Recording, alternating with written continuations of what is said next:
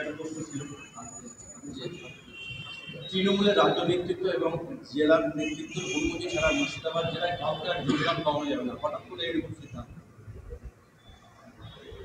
তৃণমূলের মুর্শিদাবাদে কাউকে জয়েন করা যাবে না, জয়েন করানো যাবে না। সেটা জয়েন করার জন্য রাজ্য থেকে আগে নির্দেশ দিতে হবে, তারপর জয়েন করা হবে।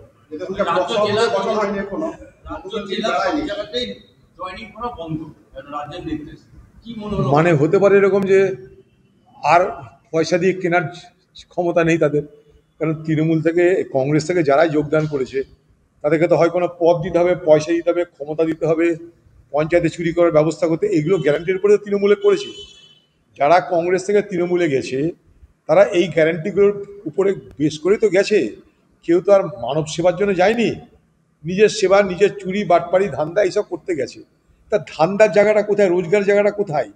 সবই তো দখল হয়ে গেছে। এক টুকরো মাংস 1000টা কুকুর, আমি তো আগেও বলেছি আপনাদেরকে।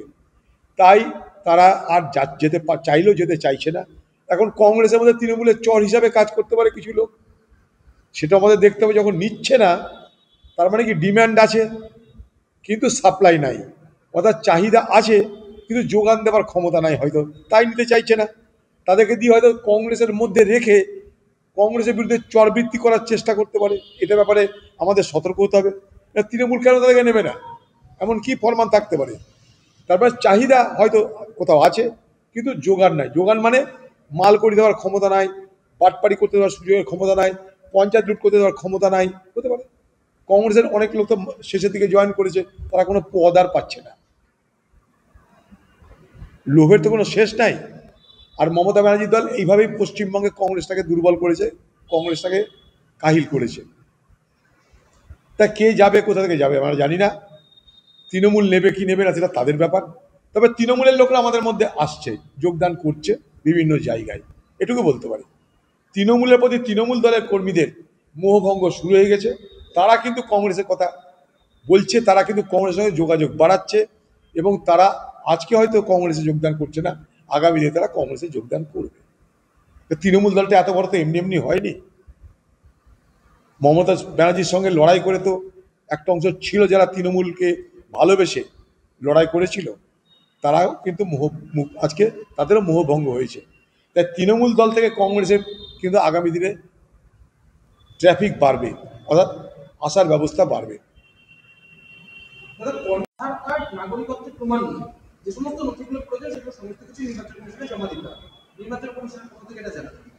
নির্বাচন কমিশন জানিয়েছিল, সুপ্রিম কোর্ট তাই বলে দিয়েছে, আধার কার্ড দেখিয়ে তা প্রমাণ করাতে হবে।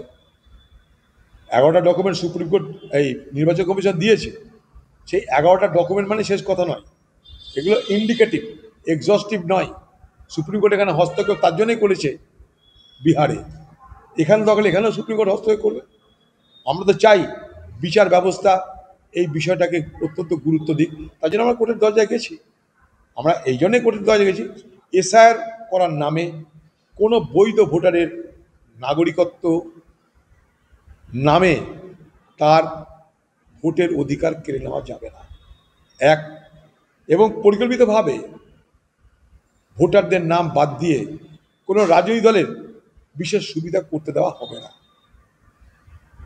আমরা পশ্চিমবঙ্গে ভোট চুরি হতে দেব না, যে কথা রাহুল গান্ধী সারা দেশের মানুষকে বলছে। আমরা ভোট চুরি দেব না দেশে, আমরা ভোট চুরি হতে দেব না রাজ্যে। লক্ষ্মীর ভান্ডারের মতো বাংলার আবাসিক নির্বাচনের আগে গণহত্যার মমতা সরকার। হ্যাঁ, তা তো বটেই। এখানে তো ভোট দিয়ে ভোটের আগে পয়সা বিলানোর ব্যবস্থা করা হবে, মানুষকে সারা বছর না খাইয়ে ভোটের আগে তাদেরকে পোলাও বিরিয়ানি খাওয়ানোর প্রলোভন দেওয়ানো হবে। পশ্চিমবঙ্গে আজকে তৃণমূল সরকারের বেঁচে থাকার ক্ষমতা আসার পিছনে একটা বড় কারণ বাংলার দারিদ্রতা, বাংলার অভাব। তাই সেই অভাব যতদিন থাকবে তৃণমূল ততদিন এই প্রলোভনের রাজনীতি করতে পারবে।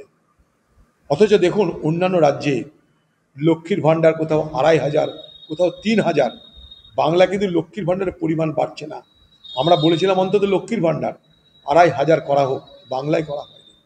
অভাব এবং দারিদ্রতা পশ্চিমবঙ্গের তৃণমূল সরকারের পুঁজি, কারণ এই পুঁজিটা দেখিয়েই সে প্রলোভনের রাজনীতি করতে পারে।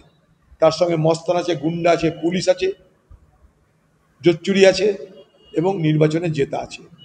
এই হচ্ছে ফর্মুলা তৃণমূলের নির্বাচনে জয়ের। তার সঙ্গে যে ফর্মুলাটা সব থেকে বেশি প্রয়োগ হবে এ বাংলায়, সেটা হচ্ছে যে সাম্প্রদায়িক বিভাজন।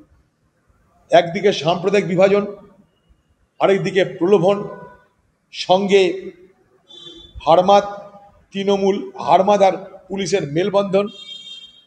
এইভাবে এই বাংলায় নির্বাচন হচ্ছে, এবারেও হবে। দল কি ব্যবস্থা নেবে? দল তো চোরদের দল, কার বিরুদ্ধে ব্যবস্থা নেবে?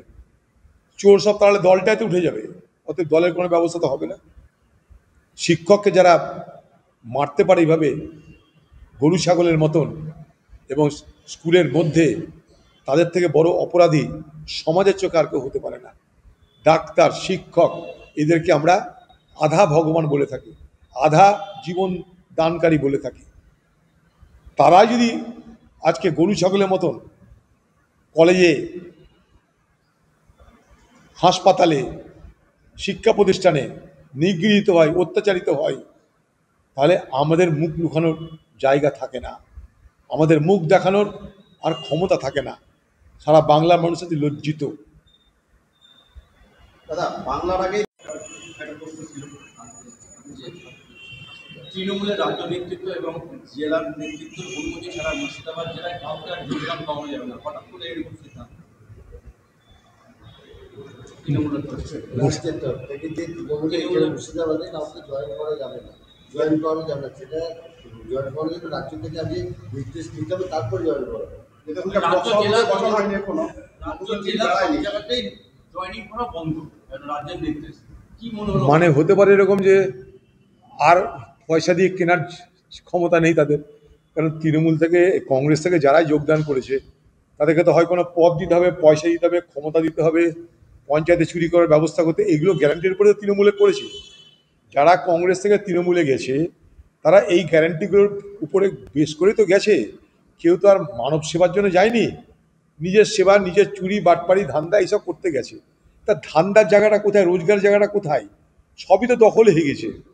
এক টুকরো মাংস, 1000টা কুকুর, আমি তো আগেও বলেছি আপনাদেরকে। তাই তারা আর যেতে চাইলেও যেতে চাইছে না।